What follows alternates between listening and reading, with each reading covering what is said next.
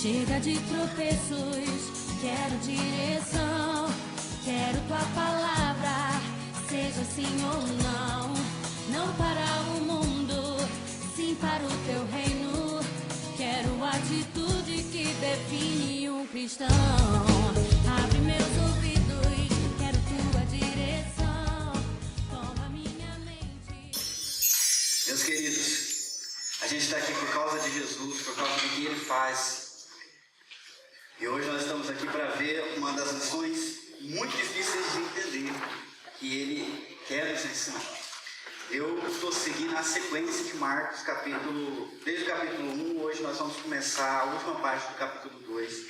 Se você quiser abrir a sua Bíblia, hoje nós vamos abrir em Marcos capítulo 2, versículo 23, até o capítulo 3, versículo 6. E enquanto você abre, eu queria introduzir da seguinte maneira. Um dos maiores perigos para quem se interessou pelas coisas de Deus é cair nas garras da religião, tornar-se religioso. Os maiores perigos para quem se interessa pelas coisas de Deus é virar um religioso. Então, para atrair a tua atenção de volta para mim, eu vou perguntar, e quem souber a resposta, levanta a mão, tá bom? Quem aqui está interessado em Deus? Levanta a mão. Todo mundo me ouvindo. Gostei. Quem está interessado em Deus está aqui agora, está interessado em Deus. Sabe qual é o maior perigo que ronda a sua vida? É esse interesse se transformar numa coisa chamada religiosidade. Desde que a gente começou a estudar o Evangelho de Marcos, já é a quarta vez, desde o capítulo 2, começo do capítulo 2, que Jesus tem uma controvérsia, um embate com os religiosos da sua época. Na primeira vez eles questionavam Jesus que ele estava blasfemando contra Deus porque ele não tinha autoridade para perdoar os pecados. Na segunda vez questionaram ele porque ele estava numa festa onde tinha pecadores e ele estava comendo e bebendo com esses pecadores, não parecia um homem santo de Deus. Na terceira vez eles questionaram Jesus porque os seus discípulos não jejuavam igual os discípulos dos religiosos e de João Batista. E agora na quarta vez nós vamos ver uma controvérsia a respeito do sábado. E aí, a gente deve ou não deve guardar o sábado? E não só essa controvérsia, mas muitas outras. Vamos lá. Há muitas. Mulher pode ou não pode cortar o cabelo? Agrada ou não agrada a Deus? Algumas falou, pode. já se resguardando, é isso mesmo. Vocês vivem num mundo onde há todo tipo de religiosidade sendo mostrada na TV, sendo pregada por religiões. E às vezes a gente fica confuso. Qual que é o quarto mandamento, meus irmãos? Vamos lá, vocês que são conhecedores profundos de Êxodo capítulo 20, né? Versículos desde 1 até o final dos 10 mandamentos. Vamos lá, o primeiro grande mandamento é... Todo mundo erra. É incrível. Vocês confundem Êxodo 20 com o grande mandamento que Jesus dá lá em Mateus. Eu estou falando dos 10 mandamentos. Qual que é o primeiro? Não... Ouça, Israel, teu Deus é o único Deus. Somente a Ele adorarás e só a Ele darás tudo. Esse é o primeiro mandamento. Segundo mandamento. Não farás para ti imagem de nada que há, nem no céu, nem na terra, nem debaixo da terra. Não os adorarás nem prestar culto. Não adorar nada que é criação. Nem que Deus criou, nem que você criou. Então é tudo que é idolatria. O terceiro é... alguém já abriu e está acompanhando.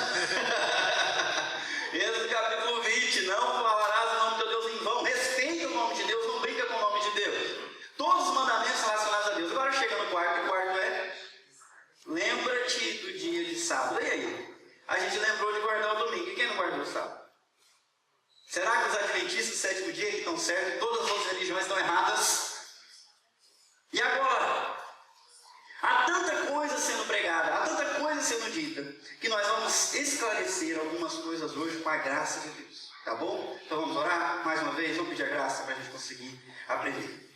Meu Pai, eu vou expressar o ensinamento de Jesus Cristo, mas eu não estou à altura dele. Eu quero pedir que a tua graça, o teu Espírito Santo, que agiu nele, haja em mim também. O Senhor conhece todos os meus pecados e limitações, e eu entrego minha vida diante de Ti, Senhor Deus, pedindo que o Senhor seja misericordioso, nos abençoe Abençoa esse povo que veio para cá interessado nas coisas de Deus. Que a tua palavra seja como luz, resplandecendo e iluminando o caminho para eles, a fim de que eles não peguem nenhum desvio, seja para a direita, seja para a esquerda, mas consigam entender a tua vontade e perceber o que o Senhor quer na tua palavra, e assim buscar obedecer o Senhor, sem nenhum tipo de religiosidade, mas sempre confiados na tua misericórdia. Abençoa-nos nesses próximos minutos, quando vamos estudar a tua palavra. Eu peço no nome de Jesus. Todos aqueles não podem? Amém. Então hoje nós vamos falar da guarda do sábado, e nós vamos ver aqui 2 textos. Não vou querer a sua atenção completa, porque eu tenho muita coisa para cobrir em pouco tempo. Tá bom? Certo sábado, Jesus estava passando pelas lavouras de cereal. Enquanto caminhavam, seus discípulos começaram a colher espigas. Os fariseus lhe perguntaram: olha, por que eles estão fazendo o que? Ok? Nós vamos falar sobre a época. Os religiosos da época tinham regras muito claras a respeito do sábado. E os religiosos têm várias características em comum, e vocês vão perceber. A primeira característica que eu percebo aqui nesse texto é que os religiosos gostam de criar e impor regras. Mas não as regras que já são claras na Bíblia. Eles acrescentam regras àquilo que já está claro na Bíblia, porque eles acham que não está muito claro, então eles querem deixar mais certinho para todo mundo fazer do jeito certo. Religiosos amam criar regras e impor regras sobre as outras pessoas. Os judeus e fariseus da época de Jesus tinham leis que permitiam colher naquela época, mesmo você não estivesse passando no teu campo. Naquela época, se você estava passando fome, estava viajando há muito tempo, você podia chegar na beira da cerca e colher algumas espigas, porque os colheitadores deixavam ali justamente para o viajante e para o pobre não passar fome. Hoje em dia, se você for aqui para o lado de Mojimirim, você vai encontrar algumas plantações de laranja. Mas você não vai ver, porque tem uma cerca de espinhos tampando, que é para ninguém chegar perto. É ou não é?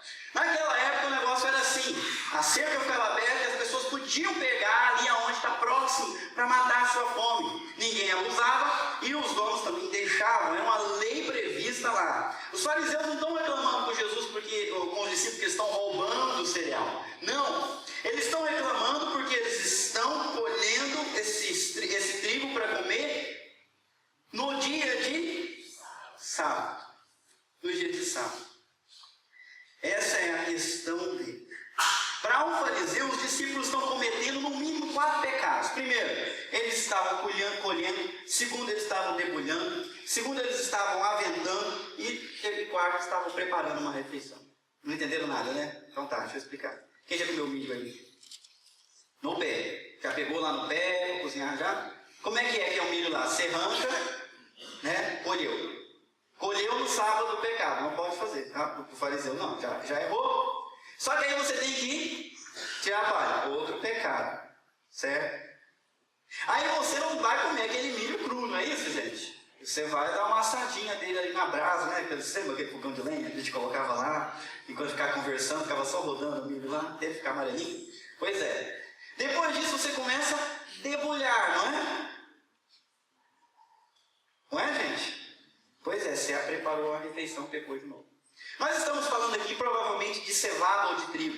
É muito parecido. Ele dá em espigas também. Então eles pegavam e começavam a debulhar na mão e descascar. Só que para descascar, para assumir com a casca, eles ficavam jogando de uma mão para outra e soprando. Aventar isso.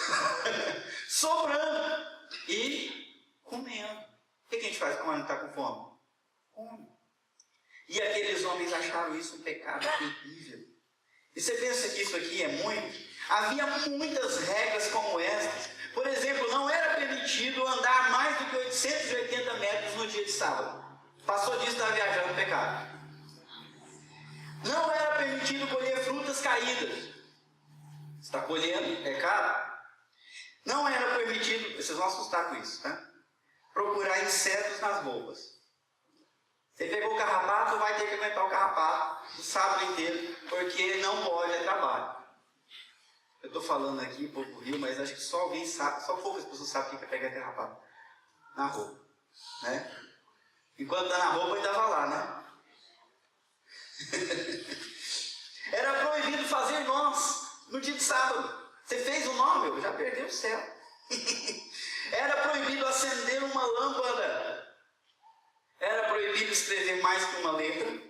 Era proibido colocar talas num braço quebrado. Ou se quem quebrou o braço, como é que faz?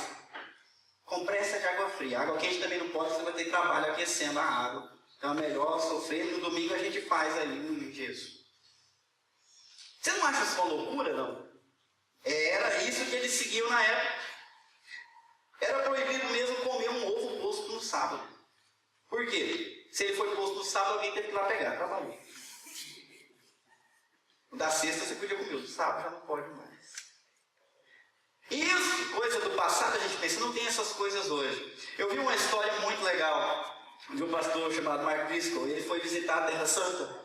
E lá no hotel ele pegou um elevador no sábado. Ele não prestou muita atenção no que estava escrito, tudo hebraico ali na porta do elevador. Entrou no elevador e o elevador nunca chegava no andar dele, cheio de gente, parava em todos os andares.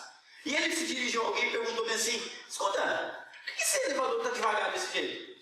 Aí o cara falou bem assim: esse elevador é o Shabbat Elevator. É o elevador do sábado. Certo? Porque para nós, judeus, é proibido a gente apertar qualquer botão que está ligado à corrente elétrica no sábado.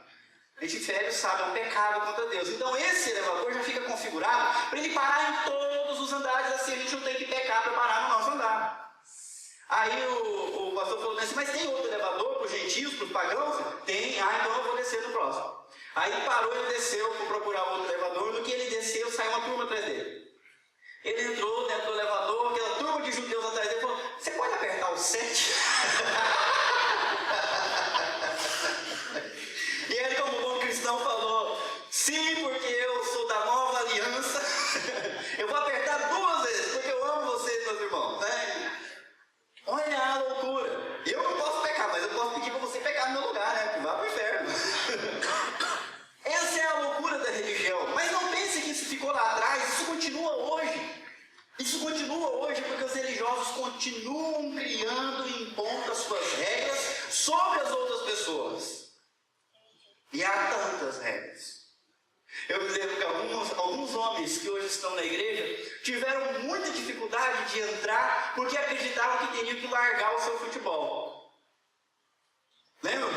Não tem esses testemunhos aí, né, Cícero? Eu tenho que largar meu futebol, Por quê? Porque jogar futebol é pecado. Meus irmãos, onde na Bíblia está escrito jogar futebol é pecado? Diga, meu irmão. Isso foi idolatria. Bom, eu vou chegar lá, O Cláudio está me adiantando. Vamos lá, onde está escrito? Tem tanta coisa que não está escrita, que não podemos transformar em lei. Devemos usar a nossa consciência, devemos usar o nosso amor, mas não transformar em lei na hora de decidir essas coisas. Esses homens aqui continuam fazendo discípulos em todas as religiões, em todos os lugares, gerando uma grande confusão. Por exemplo, na época de Jesus, havia uma discussão imensa, porque eles podiam colocar um pão na sexta-feira para assar e comer no sábado, mas havia algumas regras. Primeiro eu preciso explicar para vocês que o dia deles é diferente do nosso dia, certo? O dia deles começava a que hora? 6 horas da tarde. O povo está por dentro, isso mesmo. O dia deles começava na hora que o sol se punha. O sol se pôs, acabou um dia, começou o outro. E o outro vai acabar às 6 da tarde, né, do próximo dia. Então, 6 horas acabou a sexta-feira. Você tinha que colocar um pão para assar, tinha que colocar na sexta-feira. E aí você podia comer no sábado. E eles falavam assim: desde que já tenha criado casca quando chegar o sábado. Bateu 6 horas, o pão tem que ter casca. Se não tem casca, não pode comer porque ele assou no sábado. O que vocês acham disso? E aí o povo estava discutindo: mas a casca é no pão todo ou por baixo já vale? Havia uma regra que você não poderia no sábado carregar vinho, não de uma quantidade para cima. Sabe o que eles faziam? Se eles tinham que carregar vinho no sábado, eles chamavam toda a turma e davam um pouquinho para cada um. Assim ninguém quebrava o sábado e ele levava o vinho quando ele tinha que levar. Regras e regras e regras e mais regras. Mesmo hoje, os religiosos continuam inventando suas regras, dando a elas o peso de autoridade bíblica. Eu vou falar de uma coisa que com certeza vai chocar alguns, mas é um bom exemplo. Havia uma convenção lá nos Estados Unidos e um pastor se levantou para dizer que toda concepção a respeito do álcool é pecado. Qualquer pessoa que defenda o álcool de qualquer maneira é pecado, é errado. E um outro pastor questionou para ele, mas e Jesus? Jesus bebeu e Jesus fez vinho. E aquele pastor pensou e disse assim: ou o vinho que ele fez era um suco de uva, ou ele nem devia ter feito. Não deu um exemplo. Pô, que prepotência é essa, né? De dizer para Jesus o que ele deve fazer, o que não deve fazer. Não é Jesus que é o santo, não é ele que é o Salvador, não é ele que sabe o caminho de Deus.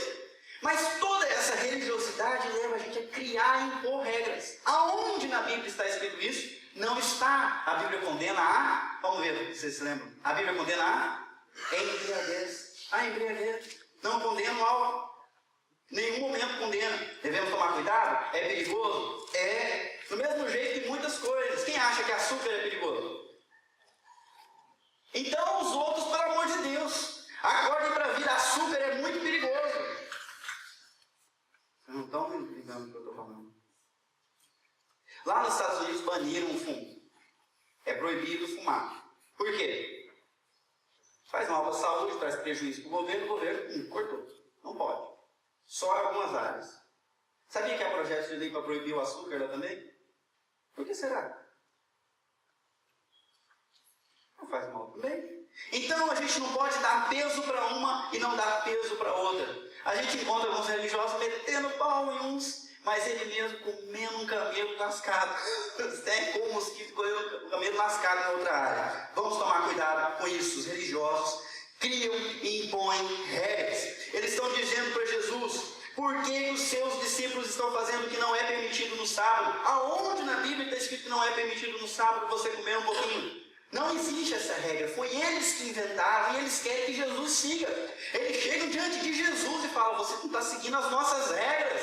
Deus não vai gostar do que você está fazendo. Você é um charlatão. E aí vai por assim em diante. Vamos continuar. Ele respondeu: vocês nunca leram o que fez Davi quando ele e seus companheiros estavam necessitados e com fome?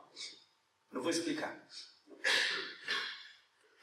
Nos dias de Abiatar, o sumo sacerdote, ele entrou na casa de Deus e comeu os pães da presença, que apenas aos sacerdotes era permitido comer, e os deu também aos seus companheiros. Eu gosto demais do exemplo que Jesus dá. Outra coisa que a gente percebe aqui é que os religiosos eles não conhecem o espírito da lei. E Jesus deu um exemplo para mostrar isso. Lá onde era o templo, onde ficava a Arca da Aliança, onde o povo se reunia para buscar a Deus, era o lugar central, onde toda a nação vinha buscar a Deus. Haviam pães que significavam a presença de Deus. 12 pães que ficavam ali a semana inteira e no final da semana eram trocados por novos pães. Tem gente que estudou história sabe disso aí. Esses pães eram sagrados. As pessoas não podiam comer. O único que tinha autorização para comer era o sacerdote e a sua família. Eu nem sei se ele comia, porque depois de uma semana, como é que está esse pão, né? Todo mundo aqui. Como é que está o pão depois de uma semana? Está duro. Se não estiver embolorado, está duro. Bom, aconteceu que Davi, o homem segundo o coração de Deus, que veio a se tornar depois o rei de Israel, homem ungido por Deus, escolhido por Deus, estava sofrendo perseguição, estava literalmente correndo por sua vida. Tinha um rei atrás dele, bufando rebeldia contra Deus e tentando matar ele, Saul. E ele fugiu com seus amigos, com quem queria fugir, e ele está fugindo para salvar mesmo o cara atrás dele. E ele buscou refúgio lá na casa de Deus. Com fome, perguntou para o sacerdote: tem alguma coisa para comer? Eu e os meus homens estamos à beira da morte, a gente corre já há muitos dias. Estamos sem forças. O sacerdote falou: a gente só tem o pão da presença. E deu o pão da presença para Davi comer. Davi comeu, deu para os seus companheiros, que comeram também. Mas se fossem esses fariseus que estivessem lá, o rei Davi não passava daquele dia.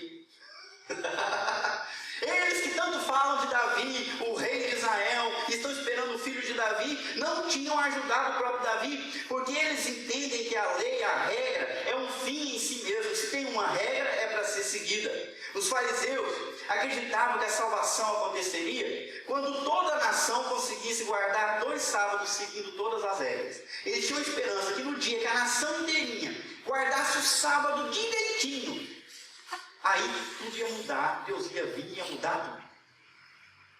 É claro que nunca aconteceu, né? Porque era muita regra para cumprir. Se um essênio era uma linha desse tipo de fariseu. Se um essênio tinha que pagar, um essênio tinha que pagar 7 anos se ele quebrasse o sábado involuntariamente. Vocês são bons de matemática, não? Me ajuda aí. O cara sem querer quebrou o sábado. Certo? Sem querer ele comeu o ovo, achou que era na sexta, era no sábado. A criança foi lá e pegou, não sabia, misturou com os outros, comeu o ovo, era do sábado, quebrou o sábado. 7 anos ele ia ter que pagar, porque ele quebrou esse sábado. Por causa de um ovo, quantos dias ele ia ter que ficar em penitência? Eu quero saber quem é bom de matemática, vamos lá.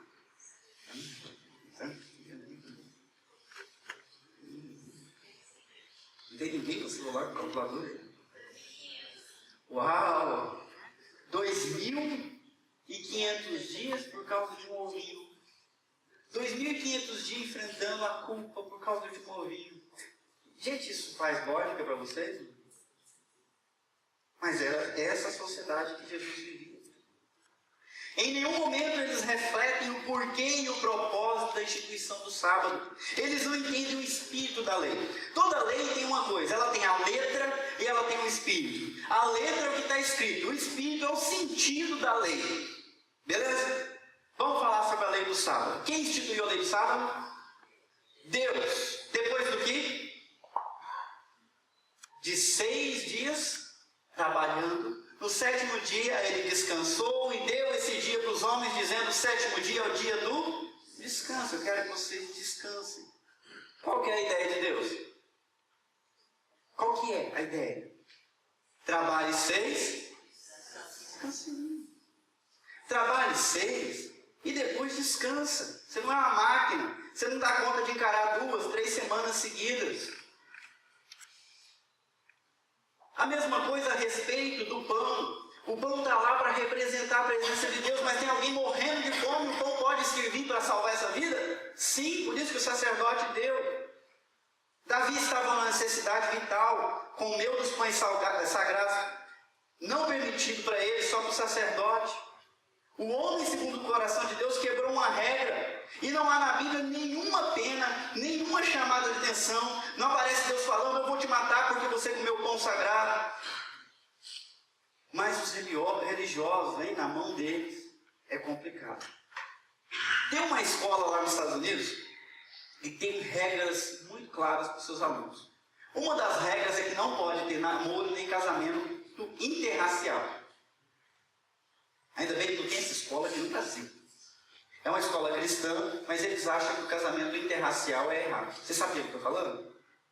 Não pode. Branquinho com pretinho. Cabelo liso com cabelo ensolarado, não pode misturar. Entendeu? Liso com liso. Olho claro com olho claro. Alemão com alemão. Índio com índio. Certo? Não pode.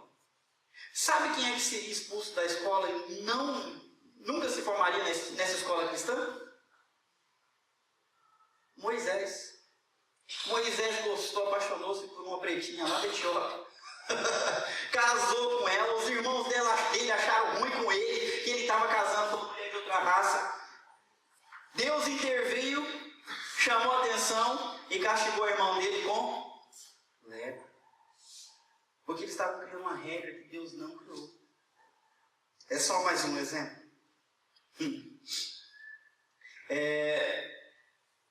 Vamos adiante. E então lhes disse: vocês, o sábado foi feito por causa do homem e não o homem por causa do sábado. Assim, pois, o Filho do Homem é Senhor até mesmo do sábado. Lá embaixo para mim, regras existem para resguardar o bem do Senhor, do homem, do ser humano. Ao retomar o assunto, Jesus corrige o entendimento deles. A regra do sábado foi criada para o homem. Não o contrário, foi a regra que foi criada, depois o homem foi criado para cumprir a regra. O sábado era para ser uma coisa boa, um presente, uma folga, um dia de festa. Vamos lá, gente, você trabalha 6 dias, desde a hora que o sol nasce até a hora que o sol se põe, trabalho duro, cuidando de ovelhas. Chegou a época de tosquiar e você tosquia 30 ovelhas no minuto. Imagina, quando chegar na sexta-feira, como é que você está? Você está em cacos. E aí chega o sábado, e no sábado Deus falou, agora eu quero que você descanse. O que é isso para você? Ah, o livro. Agora eu não quero pensar em ovelha. Eu ouvi. Agora eu vou pensar em churrasco de ovelha. É isso. Essa é a ideia do sábado. O comer, o descansar, o ficar com a família, o ter tempo para Deus, o pensar em coisas boas. Mas lá nessa época os religiosos transformaram o sábado no pior dia da semana. Porque o cara pensou em ovelha de segunda a sexta, agora no sábado eu tenho que pensar no que não pode. Não pode. Que hora que ele aproveita o sábado? O ovo tem que ver. Né? Imagina você tem que ficar colocando a data de quando o ovo apareceu lá no ninho. E virou uma confusão. E eles perderam o propósito da regra. O propósito da regra é proteger, é resguardar o bem do ser humano. Por que Deus instituiu o sábado? Para você não ficar que nem um louco, trabalhando, achando que a sua força, a sua criatividade, a sua inteligência, o seu muito esforço é que vai sustentar a tua vida. Quem é que te sustenta? Deus. Se você trabalhar duro e Deus tirar a mão dele, pode trabalhar de sábado, dia e noite, que você não vai ter nada. Quem sustenta é Deus, é época de lembrar de Deus, é época de gastar tempo com a família. Deus deu isso para proteger a família, Deus deu isso para proteger a saúde, Deus deu isso para proteger a vida cristã verdadeira. E assim vale a respeito de muitas regras, como por exemplo, o primeiro mandamento que nós temos na Bíblia. Qual que é o primeiro mandamento que aparece na Bíblia? Ah, essa é fácil, é pegadinha, gente, vamos lá.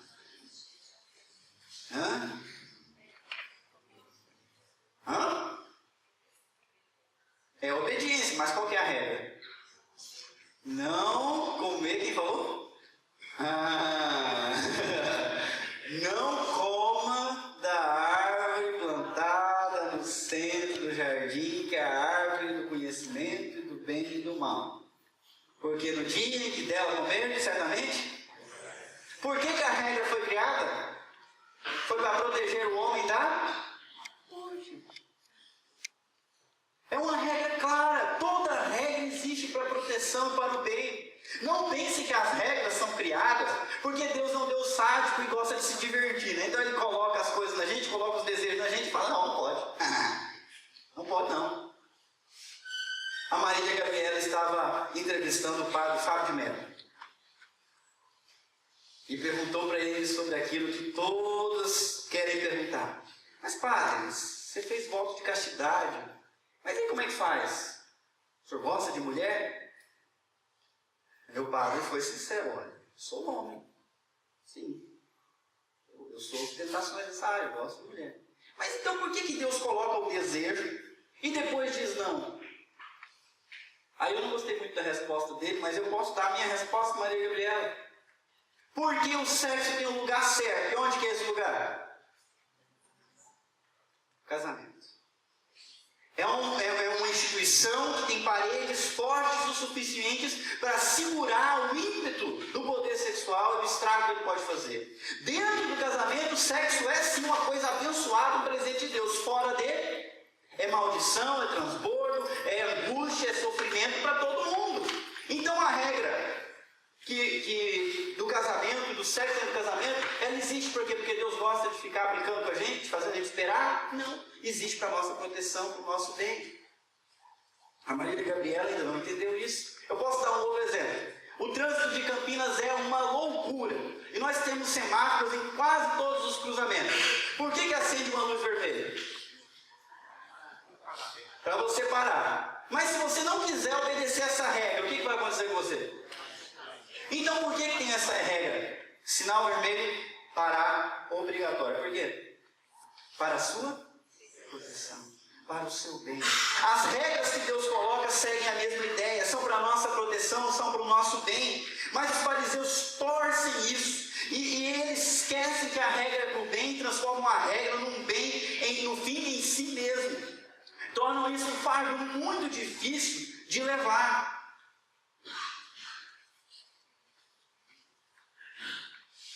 Eu vou continuar. Vamos lá. Capítulo 3, agora vamos entrar no segundo episódio de hoje. Vocês me ajudam. Noutra ocasião, ele entrou na sinagoga e estava ali um homem com uma das mãos atrofiada. Alguns deles estavam procurando motivo para acusar Jesus. Por isso, observavam atentamente para ver se ele iria curar o sábado. Mais uma lição. Os religiosos são prepotentes e traiçoeiros. O que você veio fazer aqui hoje mesmo? Gente, vamos lá, me ajuda aí. Eu sei que o dia hoje, aquele dia, né, de preguicinha, meio friozinho e tal, mas me responda aí. O que você vier fazer aqui? O que o povo ia fazer na sinagoga? Não, nem todos. Nem todos. Aqui a gente tem uma turminha, alguns deles estavam fazendo o que na sinagoga? Eles não foram buscar Deus, eles não foram aprender a palavra, eles foram lá procurar alguma coisa para acusar Jesus. Eles são prepotentes e traiçoeiros. O caminho da religiosidade conduz cada vez mais fundo no mal e na maldade. Alguns fariseus estavam lá nessa sinagoga, mas não era procurando edificação para os seus corações. Eles estavam procurando um motivo para acusar Jesus. Outra coisa interessante, quantos fariseus curaram doentes? Nenhum. Quantos leprosos eles purificaram? Não? Quantos demoniados eles expulsaram o demônio? Mas ali está um homem que tem poder e faz isso todo dia na hora que precisa. Tem alguém que quando ensina todo mundo fica embasbacado com a sua autoridade, porque ele é alguém que vive o que fala. E aí eles ficam olhando para ele, ele é a autoridade, todo o povo reconhece ele como autoridade, menos os fariseus religiosos. Eles olham de cima para baixo para Jesus. Esse homem é bom, mas ele não guarda o sábado, ele não ensina o povo dele a jejuar, ele está se colocando no lugar de Deus, está dizendo que perdoa os pecados dos outros. Esse cara aí não segue as nossas regras, esse cara não presta. Só que quem eles estão falando que não presta é quem, gente? É o próprio Deus encarnado. Eles estão dizendo para o Deus que criou as regras que ele não sabe seguir as regras. Tamanha prepotência. Os religiosos tornam-se prepotentes. Eles vão se enchendo, inflando. E eles estão acima da lei e acima dos outros. Eu disse também que eles são traiçoeiros, porque eles estão lá, mas a motivação deles está escondida. Todo mundo pensa que eles estão ali pelo motivo que todo mundo está, é Deus, mas não é. Eles estão ali por outro motivo. O que me leva a fazer a seguinte pergunta: por que você está aqui de verdade? Quando você adentrar nessa porta, entre, por favor, com um espírito humilde. Ou você pode estar correndo o risco de tornar um religioso. Se você entra para julgar tudo que está errado, para apontar tudo que não presta, enquanto faz isso, cresce a sua arrogância e diz: isso, aquilo outro, fulano, Beltrano. Cuidado, muito cuidado com esse caminho. Você esqueceu da motivação certa. Você pode até orar: Deus, eu vou lá, eu quero ouvir a tua palavra. Você tem misericórdia do Edinho, o que for do coração dele, você não deixa ele falar não. E se ele falar, me ajuda a discernir. Através do Espírito Santo. Mas eu vou com o coração humilde para aprender e para louvar o Senhor. É muito importante que isso aconteça, meus irmãos. Porque esse caminho é muito perigoso. Uma olhada rápida no texto lá de trás mostra a prepotência deles. Eles não estavam consultando Jesus sobre a guarda do sábado quando eles falavam: olha os seus discípulos comendo aí no dia de sábado. Eles estavam julgando. Quando você coloca uma pessoa no banco dos réus, você não pergunta para ela, você quer saber por que ela fez. Eles falam: olha, por que eles estão fazendo o que não é permitido no sábado? Na cabeça deles, Jesus tem que decidir agora se ele estava pecando por omissão ou por comissão. Eles estão jejuando por quê? Aliás, eles estão guardando o sábado por quê? Porque você não ensinou. Se você não ensinou, você é um rabi omisso. Ou então, é porque você acha que isso está certo. É você que ensinou eles a fazer isso. Então você está pecando por vontade própria. Eles estão julgando Jesus, chamando Jesus de pecador. Tamanha a sua prepotência. E agora novamente se reúnem para continuar a julgar cada palavra, cada atitude. Estão de olho em Jesus, prestando atenção em tudo que ele faz. Tem um homem com a mão toda enrijecida ali dentro. Eles estão olhando para o homem, para Jesus, para o homem, para Jesus. Será que ele vai fazer? Hoje é sábado, não é dia de curar. Nenhum médico deve trabalhar no dia de sábado. Você tem poder de cura, não é dia dele trabalhar. Estão procurando um motivo, mas não se engane, a sentença já está pronta. Qual é a sentença deles para com Jesus? Culpado. Eles só querem uma razão para colocar a sentença, mas a sentença eles já têm. Vamos continuar.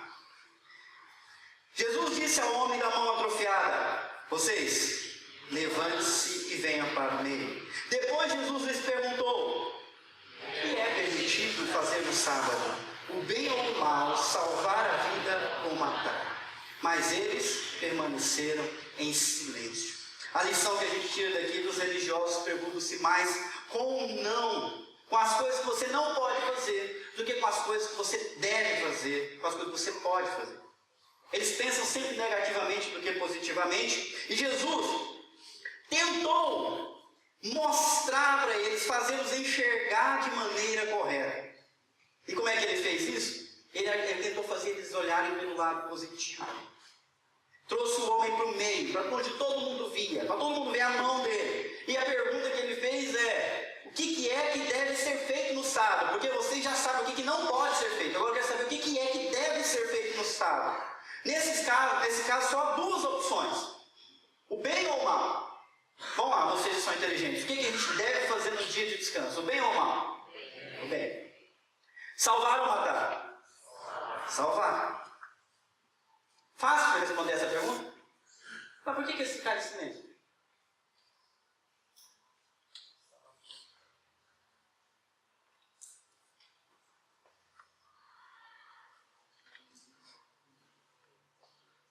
Eles sabiam que o sábado é o dia de fazer o bem. Mas as regras que eles criaram transformaram o sábado num dia mau. Quem está com a Bíblia aí? Lucas capítulo 13, versículo 14. Lucas 13, 14. Quem não está com a Bíblia, mas está com o celular, já demorou para baixar o aplicativo aí. Lucas capítulo 13, versículo 14. Jesus estava na sinagoga, apareceu um monte de gente doente, pedindo misericórdia. Jesus, cura as nossas doenças, nos ajuda. E Jesus começou a curar no sábado. Só que a sinagoga tinha um chefe, um líder. E esse líder, indignado porque Jesus havia curado no sábado, o dirigente da sinagoga disse ao povo: há 6 dias em que se deve trabalhar, venham para ser curados nesses dias, não no sábado.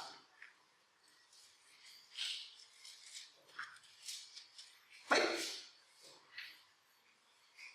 que coisa, não? O povo está lá doente, com fio de esperança no poder de Jesus, e o cara fala: vem outro dia, hoje não é dia disso aí. Que é dia de eu receber a minha cura? Que é dia de eu receber a minha graça? Me responda, meus irmãos. Ontem demorou. Quando a gente está no aperto, demorou. A gente fica torcendo para chegar logo a solução, a salvação. Mas os fariseus não querem saber, não é dia disso. Eles preocupam-se mais com o não, com o que não pode, do que com o que pode. Jesus está tentando fazer-los enxergar que há coisas a fazer no dia de sábado, mas eles permaneceram no silêncio. Vamos continuar? O versículo 5, vocês? Quem está irado? Não. Irado, olhou para os que estavam à sua volta e profundamente entristecido por causa dos seus corações, disse ao homem: olha só, é Jesus que está dizendo, estenda a mão. Ele a estendeu e ela foi restaurada. Ele estendeu e ela foi restaurada. Outra coisa muito interessante, está errado aí. Religiosos preocupam-se mais com as regras do que com as pessoas. Gravou? Religiosos preocupam-se mais do que com as pessoas. Jesus colocou o homem lá na frente e eu sei qual é a intenção dele. É a primeira vez que a gente vê Jesus irado e entristecido, porque ele colocou um homem que está sofrendo. Com a mão atrofiada dá para trabalhar? Não, então ele é pobre, precisa de ajuda.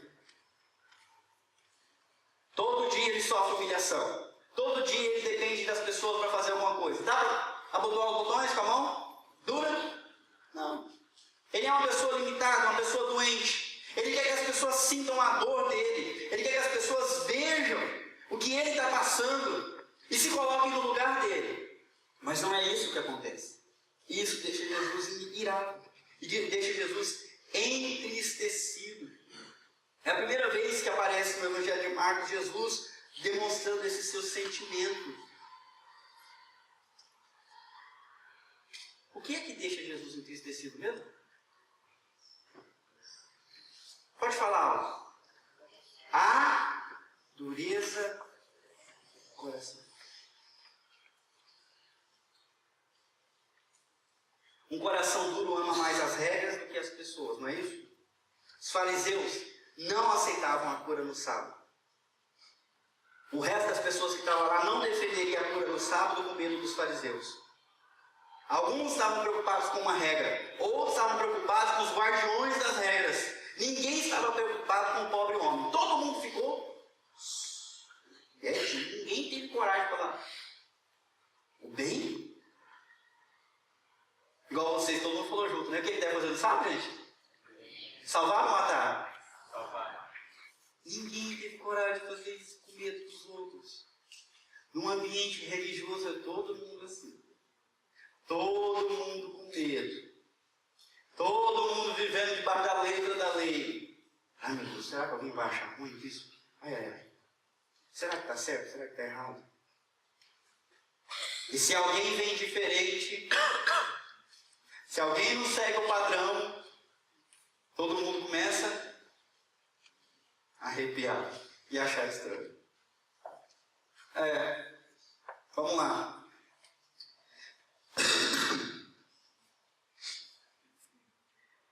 Jesus era o único que tinha compaixão naquele momento e curou o homem.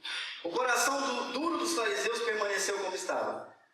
Mas a mão dura daquele homem necessitado foi restaurada pela compaixão de Jesus. O coração duro permaneceu sem cura. Mas a mão dura foi restaurada. Vamos lá para a última lição. Então os fariseus saíram e começaram a conspirar com os herodianos contra Jesus sobre como poderiam. Gente. Sabia que os fariseus eram inimigos dos herodianos? Eles não gostavam de nada dessas coisas que Herodes trazia, porque Herodes era muito amigo do imperador romano, que impunha um monte de coisas sobre a religião dele. Mas agora eles têm um alvo em comum, eles querem pegar Jesus em algum erro, e eles se reuniram com os herodianos para tramar uma conspiração. A outra lição é que religiosos tramam contra quem não se submete, e eles são perigosos por causa do seu zelo religioso. Em qualquer religião é assim. Vocês viram aí há poucos dias o rapto de 200 meninas lá na Nigéria. Viram? Quem assistiu o jornal e viu? 200 meninas foram tiradas da sala de aula e levadas por um grupo fundamentalista chamado Boko Haram, que significa não à educação ocidental. Educação ocidental é pecado. Educação ocidental é do diabo. Não pode. Elas estão estudando, então agora vamos dar uma boa lição nelas. Nós vamos raptá-las, nós temos autoridade para fazer isso, e nós vamos pegar elas, e nós vamos transformar ou elas em escravas, ou vamos arranjar alguns casamentos para elas.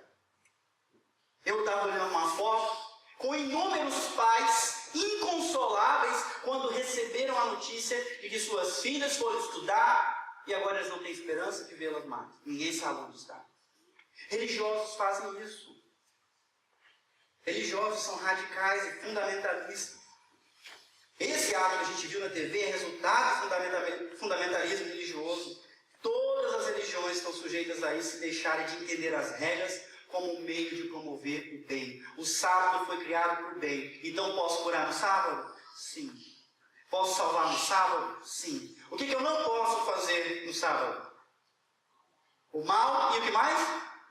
Matar. O que eu não posso fazer no sábado? O mal e matar. Aqueles homens saíram da sinagoga pouco antes do meio-dia, foram imediatamente e começaram a... No sábado eles estavam decidindo sobre como poderiam.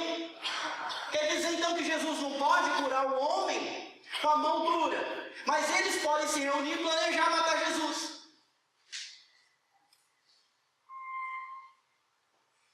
Mas eles estão certos. Eles estão protegendo a religião pura.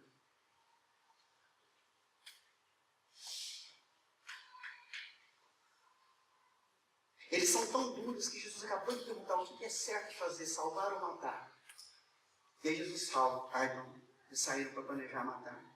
Sequer ouviram o que Jesus falou. Sequer prestaram atenção no ensinamento que Jesus deu. É chegada a hora de você decidir, meu irmão. Eu quero que você reflita, decida.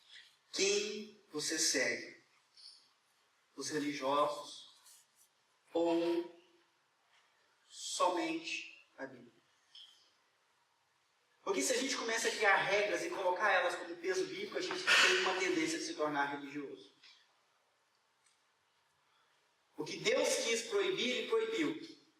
Se eu quiser sentar na cadeira dele e falar, mas você esqueceu disso, você esqueceu daquilo, na época que você escreveu, faltava o cigarro, você esqueceu de colocar. E faltava colocar maconha, banana. Eu estou sentando na cadeira de quem? Agora eu volto na situação que o meu irmão colocou aí. Todas as coisas me são lícitas, mas nem todas convêm. Todas as coisas me são lícitas, mas eu não vou deixar dominar. Não é conveniente nenhum tipo de vício. Não é conveniente. Mas eu não posso transformar isso numa regra. Eu transformar e dar um peso para ela. Foi Deus que disse, não foi eu que estou dizendo. Eu não posso dizer que Deus disse. Mas eu posso ensinar as pessoas a buscar saúde, a tentar honrar a Deus com as suas escolhas. Mas não com imposição. Quem você segue? Quer ver uma outra coisa? A gente pode ou não pode comer carne de porco?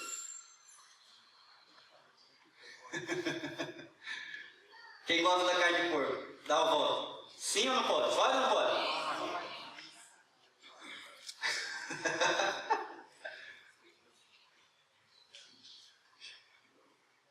Por que é a lei? Qual que é o espírito da lei de proibição da carne de porco? Alguém já teve curiosidade de lá ver a proibição? A carne de porco está na mesma lista que proíbe urubu, coruja, abutre.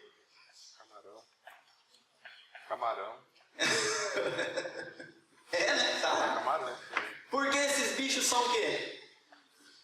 Carniceiros. E quem come carniça, geralmente come carne infectada. E se você comer carne infectada, principalmente naquela época que você não tinha antibiótico, anti-inflamatório, o que acontece com o povo escolhido de Deus? Sofre indigestão e morre. Deus estava resguardando o seu povo. É uma regra higiênica. Tem gente que defende até hoje, não pode porque Deus proibiu. Então por que você também não anda com um bastão aí? Porque Deus também deu uma regra. Quando você for fazer cocô, você tem que procurar um lugar onde ninguém está vendo, fazer um buraco com esse bastão, fazer o cocô lá dentro e depois tampar. É uma regra. Está lá, eu não estou inventando não. É uma lei. Porque todo mundo lembra do porco, mas não lembra dessa. Vocês não sabiam o que é? Vai ler a Bíblia inteira que você vai achar. Então, já que vamos ser religiosos, vamos cumprir todas. Se vamos caminhar na graça, vamos entender o Espírito por trás da lei. Amém, meus irmãos? Decida a Bíblia, entenda o Espírito da lei. Uma vez Jesus falou bem assim: não considere impuro impuro aquilo que o Senhor purificou. E ao dizer isso, ele tornou puro todos os alimentos. Está escrito lá no Evangelho. Você precisa decidir quem você vai seguir, Jesus ou a religiosidade. Quem aqui não é membro da igreja, não está em comunhão com a igreja? Deixa eu ver. Levanta a mão. Ainda não estou fazendo parte da igreja. Aí, ó, tem algumas pessoas. Eu tenho um recado para você.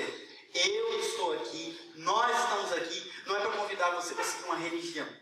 Não é para convidar você a seguir regras e tentar alcançar o céu pela sua justiça. Nós estamos aqui para te convidar a seguir uma pessoa chamada Jesus Cristo. Porque acreditamos que Ele é o caminho, a verdade e a vida. Ele é santo e se ofereceu no seu lugar justamente para perdoar os seus pecados e te dar uma vida nova onde você é livre para agradar a Deus. Intencionalmente. Amém, meus irmãos? Quem é da igreja pode dizer, é isso que a gente faz? É isso que a gente faz. Amém. Vamos lá. Por último, a sua religião tem feito o seu coração se tornar mais sensível ou mais duro? Agora é a pergunta para fechar. Quando você olha, desde que você começou a andar na igreja, a fazer parte da igreja e tudo mais, isso transformou você em uma pessoa mais sensível à necessidade, ao bem dos outros, às dificuldades dos outros, ou te tornou uma pessoa mais dura? Você precisa fazer essa avaliação urgente. Porque se ela te deixou menos sensível, é religiosidade. E Jesus não está olhando para a regra naquele momento, ele está olhando para um homem com a mão endurecida. Ele está vendo seus discípulos com fome. E ele serve, ele ajuda. Porque ele veio para amar. Outra coisa, você pode se impor qualquer regra, desde que ela seja para o bem. Certo? Vamos lá. Exemplo. As mães que gostam de deixar os seus filhos bonitinhos, certo? Aconteceu lá em casa hoje. A Carol foi lá, penteou o cabelo do Samuel, deixou ele nos trinques. É para sentir orgulho, para todo mundo falar, nossa Samuel, como você está bonito. Cabelinho arrumadinho. Certo? Daqui a pouco encontrou o Samuel, o cabelo bagunçado, ela pegou com a mão mesmo, ela arrumou de novo. Daqui a pouco estamos lá na sala, Samuel abaixado, Levi chegou. E espontaneamente, Samuel estava abaixado, colocou a mão na cabeça de Samuel e começou a fazer assim, do lado contrário, não estava penteado o cabelo, né? Traduzindo, carinho. É isso que significa. E eu vendo aquilo e pensei, a Carol já penteou? Já penteou 2 vezes. Se eu for um religioso insensível, eu direi, menino, está bagunçando o cabelo dele. A mãe já arrumou 2 vezes, tem misericórdia da mãe. Ele não ia entender nada. Queria entender que não pode fazer carinho com Samuel. Mas eu transformei uma regra que é insensível. Não pode bagunçar o cabelo depois que penteia. Não serve, a gente tem que evitar, né? A não ser que haja uma ótima razão para bagunçar o cabelo. E aquela ali, para mim, naquele momento, foi uma ótima razão. Um irmãozinho fazendo carinho com o outro. Ótimo. É isso aí. Tome cuidado com as regras que você se impõe. Tenha certeza que elas promovem o bem. Tenha certeza que elas estão levando em consideração a necessidade das pessoas. Eu já escolhi o tema. Quem que estudou na escola pública e comeu merenda lá? Tinha escola que a merenda era boa, tinha escola que a merenda não era boa. Mas com certeza você deve lembrar de uma que você gostava. O que vocês acham da merendeira comer a merenda dela? O que vocês acham? O que vocês acham? Ela pode ou não pode? Pode. Claro que pode. Né? Tenho uma triste notícia para vocês. Sai uma regra, uma lei, de que não pode. Porque os alimentos doados pelo SEASA são para a alimentação das crianças. Então, se a escola quer dar comida para as suas merendeiras e tudo mais, principalmente nós que temos convênio com a prefeitura, a gente tem que comprar a carne e mandar fazer. Vai dar descontar no salário. Que regra sensível, né, gente? Que regra interessante essa, né? Ela prepara a comida com todo carinho, com todo amor, mas ela não pode comer. ela tem que passar vontade na vida dela. Se ela quiser, ela come lá um ensino hoje, dá para fazer em 3 minutos, porque daqui a pouco tem outra turma. É o tipo de regra que não leva em consideração a necessidade do outro, a vontade do outro. E o nosso país está se tornando um lugar muito chato de se viver. Agora eu vou falar bravo, desculpe. Vocês me desculpem já? Gente, não vamos transformar nossa igreja num lugar chato, não. Porque religioso é chato. Religioso espanta todo mundo. Ô povinho chato. Só sai falando não. Ah, mas isso acho que não pode, não. Fazendo careta para tudo. Os pecadores da época de Jesus não se sentiam constrangidos de sentar na mesa com ele e comer com ele. Pregue o arrependimento, mas não pregue regras. Ninguém vai para o céu seguindo regras. Então vamos fazer da nossa igreja um lugar, como é que é, gente? Gostoso. Aonde a gente coloca a palavra. Alguém que você está evangelizando, mas eu vou ter que deixar a minha bola. Só se ela for um ídolo na sua vida, meu irmão. Se não for, não pode continuar jogando. Que time você torce? Ok? Eu vou ter que parar de usar bermuda. Ué, por quê? Não tem nada na Bíblia a respeito disso aí, não. Deus está interessado no teu coração. Por que você está usando essa bermuda? Só se for uma coisa muito ruim. Não é isso? Vamos deixar o preto no branco claro, vamos ser misericordiosos. Vamos transformar esse lugar no mesmo lugar, no mesmo ambiente que foi naquela sinagoga. Perguntem-se agora, como é que o homem da mão ressequida se sentiu em relação a Jesus? Agraciado. Em relação aos fariseus? Fácil. Desgraçado. Então eu vou falar uma última coisa. Quero que vocês repitam comigo. Religiosidade. Repete. Religiosidade é uma desgraça. Literalmente. Tá? Vamos repetir? Religiosidade é uma desgraça. Porque falta na religiosidade graça. O que é graça? Favor, amor, compaixão. As pessoas estão lá fora afundadas no pecado, precisam do quê? Graça, perdão, luz. Ok, vamos parar por aqui, já falei demais. Eu quero que você baixe a tua cabeça, feche os teus olhos.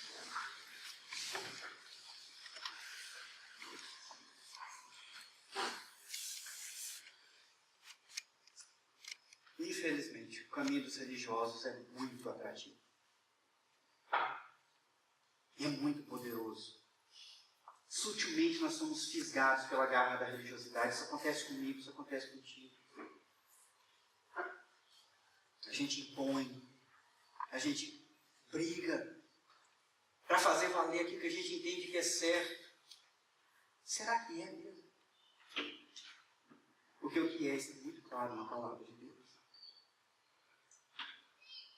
Se você tem se tornado uma pessoa insensível, se você tem se tornado uma pessoa que já não consegue sentir tristeza de ver a dor do outro, não consegue mais sentir tristeza de ver alguém afundado no pecado, você só sente, isso mesmo, esse povo aí não quer saber de Deus, tem mais que se afundar mesmo. Se o seu coração está assim, meu irmão, você precisa urgentemente de cura. Porque quando Jesus olhava para a multidão perdida, ele falava, parecem ovelhas sem pastor. Jesus sentia compaixão. Jesus não seguia regras vazias. Por outro lado, Jesus também não quebrou nenhuma lei. Jesus viveu para fazer a vontade do Pai, mas fez isso com o seu coração, não com a sua mente. Foi com o coração que ele estendeu a mão para aqueles que eram rejeitados e desprezados por causa de sua conduta. Foi com o coração que ele escolheu publicanos e pecadores para se tornarem seus discípulos. Foi com o coração que ele aceitou Maria Madalena, que era cheia de 7 demônios e vivia uma vida torta na prostituição. Foi com compaixão que ele trouxe um ladrão ganancioso chamado Levi para o meio dos seus discípulos. Compaixão é o que o nosso mundo precisa. Chega de religião. Eles precisam ouvir a respeito de Jesus. E seguir Jesus. E ver Jesus na minha vida e na sua vida. Se você tem trilhado esse caminho, é hora de voltar atrás. É hora de dizer, eu estou estranhando a pessoa que eu estou me tornando por causa da minha fé. Essa fé não está produzindo vida, está produzindo morte. É hora de se arrepender e voltar. É Jesus quem nos convida para o caminho certo. Os religiosos fazem questão de ter muitos seguidores, de engrossar as fileiras daqueles que querem impor a religião sobre os outros. Mas não caia na deles nem por um segundo. Você nunca pode merecer o céu, por mais que você seja bom. Porque é dado de graça por misericórdia. E é assim que a gente vai oferecer para os outros. É só assim que a gente vai poder olhar para o pecador e dizer: venha como você está. Não precisa nem trocar de roupa, vem do jeito que você está. É só assim que a gente vai ter misericórdia para passar a mão em volta dele e conduzir ele para Jesus Cristo. Amém? Deus, eu quero te agradecer pela pessoa de Jesus Cristo. Quero agradecer porque o Deus que fez homem veio nos mostrar a verdade e nos livrar das garras da religiosidade. Religião vazia, sem compaixão, sem misericórdia. Religião cujo propósito é apenas obedecer regras. Obrigado, Senhor, porque Jesus Cristo nos mostrou um caminho diferente. Um caminho marcado pela compaixão. Um caminho marcado pelo amor. Sem, contudo, desobedecer às regras que o Senhor Deus tinha colocado. Nós queremos, como Ele, entender o espírito da lei. E não ficar agindo de maneira negativa, pensando no que a gente não pode. Nós queremos acertar, fazendo o que a gente deve fazer. Aquilo que o Senhor coloca na Tua palavra para a gente fazer. E o Senhor nos ensina a amar a Deus sobre todas as coisas. O Senhor nos ensina a amar o próximo como a nós mesmos. E assim cumprir toda a lei que precisa ser cumprida em todos os dias da semana. Nos ajuda, Senhor Deus, a ter isso claro nos nossos olhos. Eu peço que o Senhor venha romper toda a cadeia de religiosidade que se prendeu na vida dos nossos irmãos que estão aqui. Nos ajude a ser uma igreja que reflete o caráter de Cristo. Reflete a compaixão de Jesus Cristo. Que os pecadores se sintam à vontade no nosso meio. Não para continuar no pecado, mas para se render à compaixão e misericórdia de Jesus. Abençoe-nos, Deus, nós oramos. No nome dele mesmo. Amém.